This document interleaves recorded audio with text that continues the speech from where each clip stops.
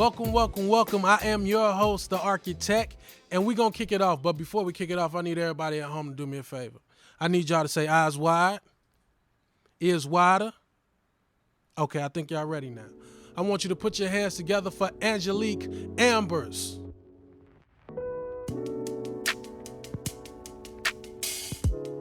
I am the one they counted out, yet always counted on. The shy kid, tiptoeing on eggshells, pleasing everyone. The more I loved, the more they shunned. Looking past what was in me, they couldn't see that I'd be a champ. Yeah, I'm a goat, cause I operate in my gift and my talent. With this pen, I make others panic, cause I speak my truth. Taking power back from depression, elevating from lessons, like how jokes be the breeding ground for insecurity, laughing now only to cry later. The pain made me greater, like how choosing looks over character can have you playing the role of father too, and waiting at the altar for a chance of saying I do, like the ones who couldn't see past my skin. The hatred they had came from within, like feelings of being unpretty, being teased about for being skinny, cause I look like I'm walking on stilts.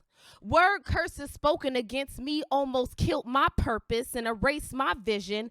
At the Father's feet, I made a decision that I die empty. That's why I pour out emotion and truth. Poet, pour it into the audience's full. Yeah, I leave them with a mouthful. Creatively reaching and teaching, I tell my story and give him the glory. He brought me out from a place of doubt, strengthened me at the valley, but that never be my finale. I'm headed for mountaintops. I can't be stopped. So I keep climbing, knowing perfect be his timing. This little light of mine, I'm gonna let it shine. It's what happens when purpose and passion align. Cause I operate in my gift and my talent. With this pen, I make others panic. Cause I speak my truth.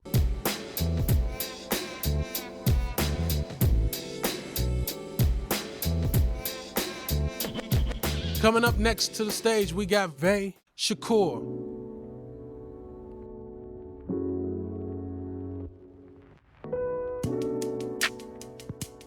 Someone asked me what my religion is. Or better yet, is my religion actually mine? I've often contemplated the cross buried in my family's tree. I've consulted the magic in my family's shadow. Our culture hidden in a dedication to the church. My response? Typically being something of flustered smiles and forced giggles. Never feeling comfortable with the judgment hanging over the question. See, I've learned to be cryptic or even evasive depending on who's asking. Learn to decipher the penalty in one's eyes, the verdict twisting from preconceived notions in their minds. As I struggle to push the truth out into an audible response, my tongue transforms into a pillar of salt, with shame pouring from my sweat glands.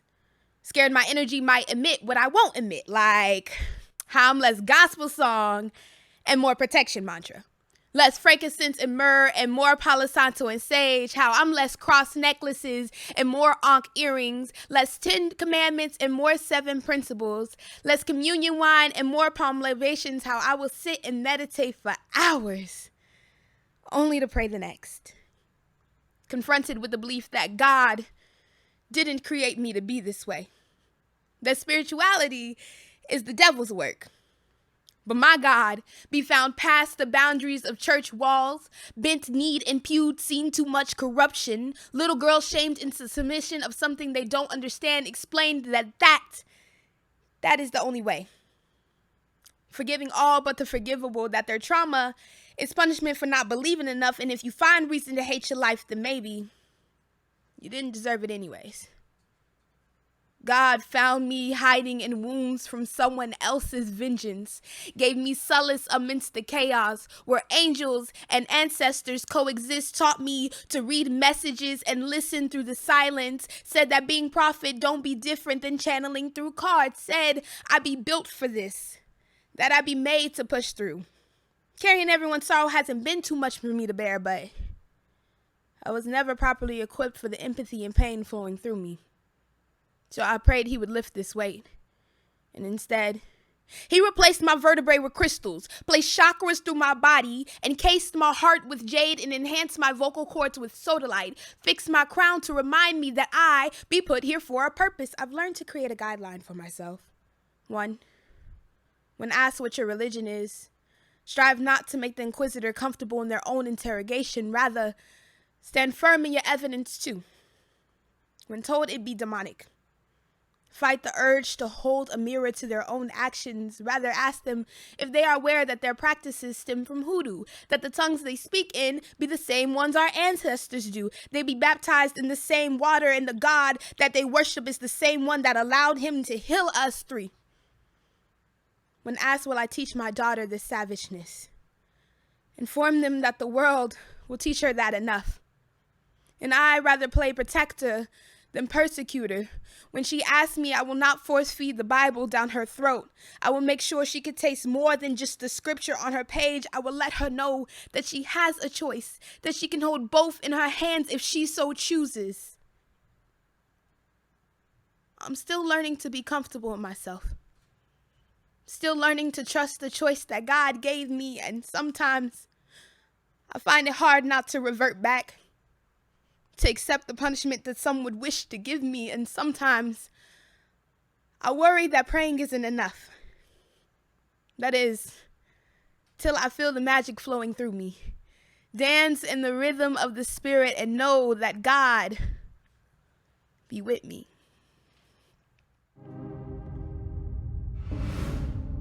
Yeah. You got one more last time. And next to the stage, we got Hoodraised.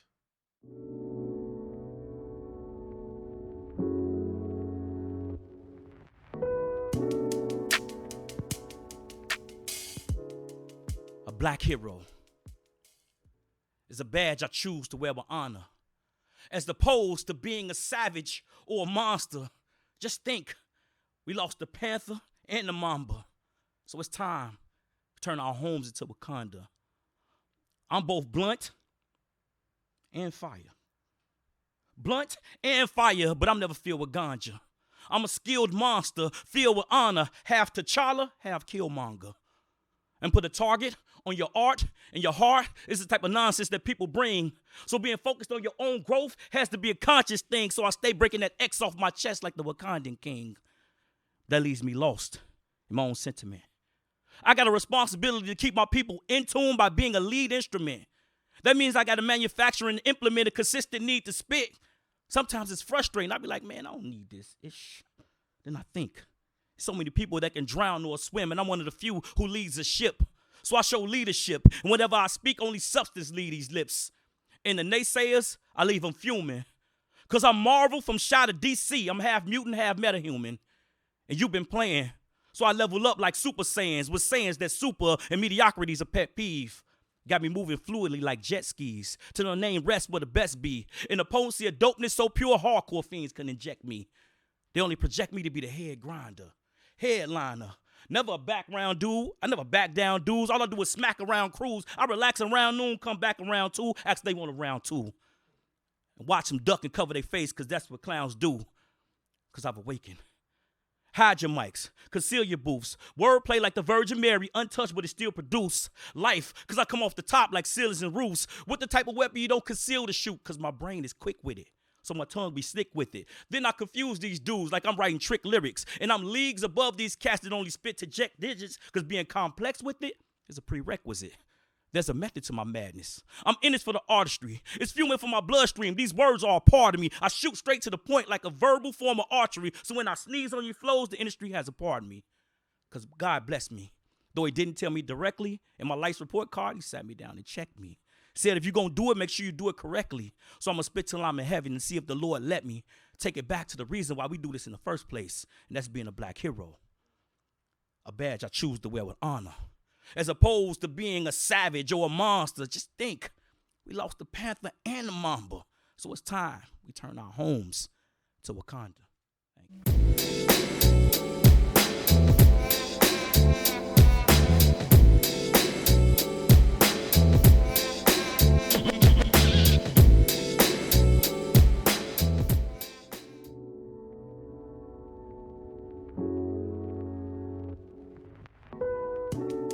I love that I can be myself with you. No mask needed at all. You love me and my flaws. A bulldozer to the walls I built. It was no easy task, for I had surrounded my heart, tough as concrete interior, delicate as a rose interior. But with you, I can bloom. A black man be my knight in shining armor, big, bold, and magical, slaying dragons of oppression, fire-breathing stereotypes meant to burn him down, yet he rise from ashes, pick me up on his back and show me his long sword, then use it to pierce the eyes that only sexualize my thighs. He know I be a prize, like the rarest of rubies. A black man be a dream I never want to wake from, but constantly pursue and grow into everything he need me to be. Together we be the perfect team, like Pippen to Jordan, winning championships back to back, conquering every trap, plot, and scheme meant to break us. A black man be a lion, king of the jungle, never tripping over snakes. His roar make the earth quake. They try to cage him for views, yet his lioness stick by him, hunt for him and kill the lies that spread about like plague, meant to dismantle and drag his honor, his skin like a badge earned by the realest of soldiers. He be warrior with the scars to prove it. A black man be, oh, a black man be perfect for me, because with him, I can be myself. No mask needed at all. He loves me and my flaws. A bulldozer to the walls I built.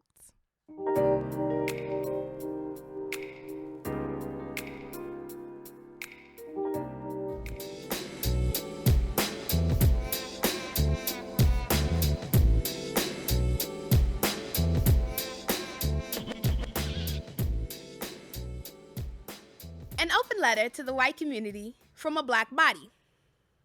We haven't formally met, but I can assure you we aren't that different. I get you afraid.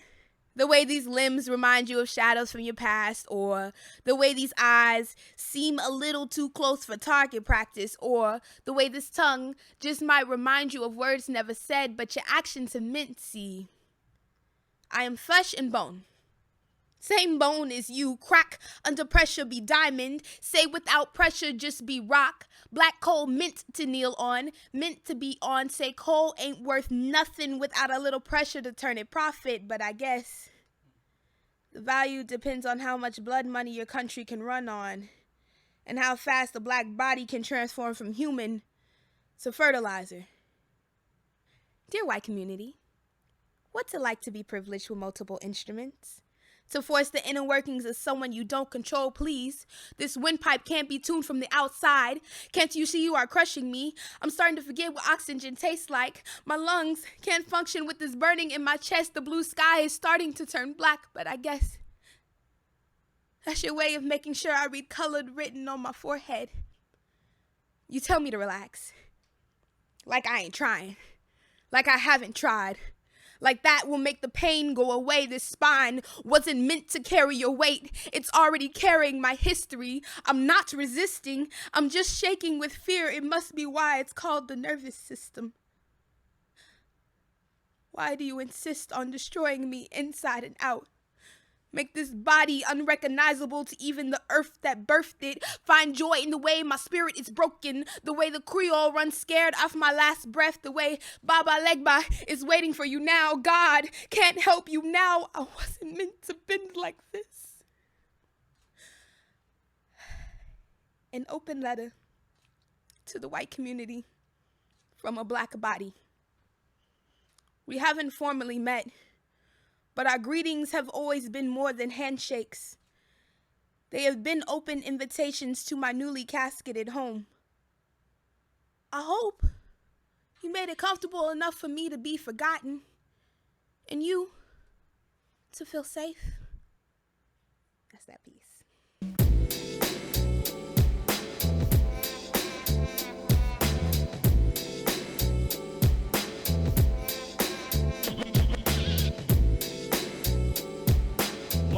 term that should come second only to God in the eyes and hearts of men and children.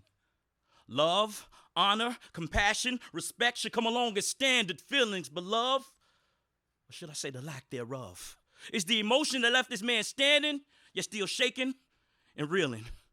Recognizing that my mother's heart had to be as cold and as empty as abandoned building. So, mama, what happened? Were you not born with those specific maternal instincts? Don't you know we depended on you to be the bond to hold this family together? But we ended up being a group that disbanded like NSYNC. And you, as the leading rock star, literally. Copping rocks from dudes in my class, and the backlash is you being the direct result of some of my most painful memories, like my 8th grade award ceremony.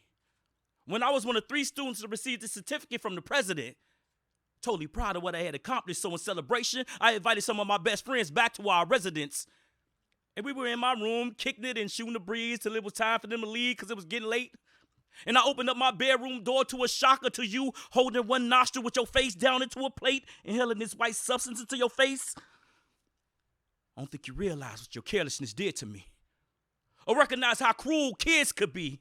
Because never mind the nightmares I had that night. How about there was a note on my desk the next day reading, "Ha ha, talk your whole family hypes." And mama, you know that ain't right. And because of that rambunctious display, I almost cried. But thanks to my daddy, even at 13, I was filled with pride. So, mama, what happened? What about the time I was 12 years old?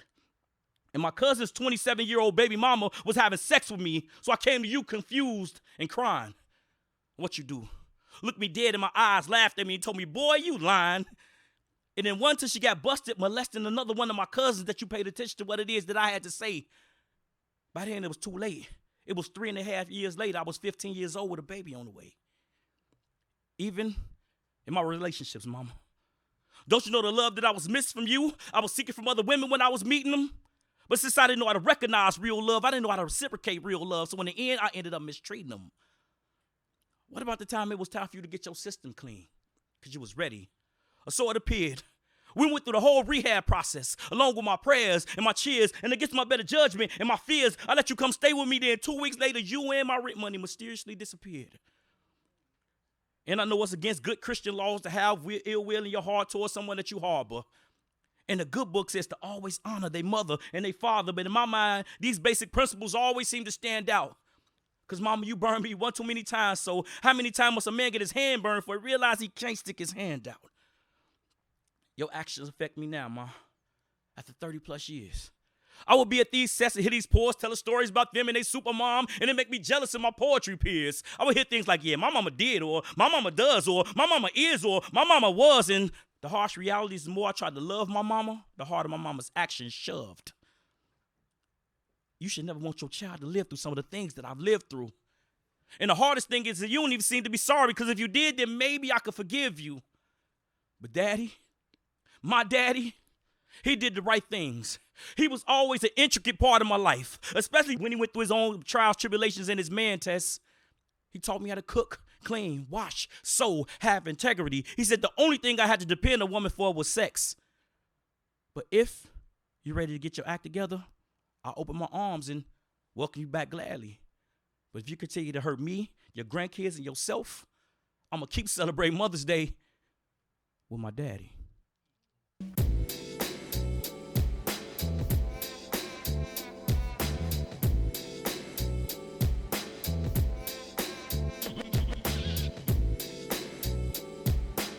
Joining us virtually from Miami, Florida,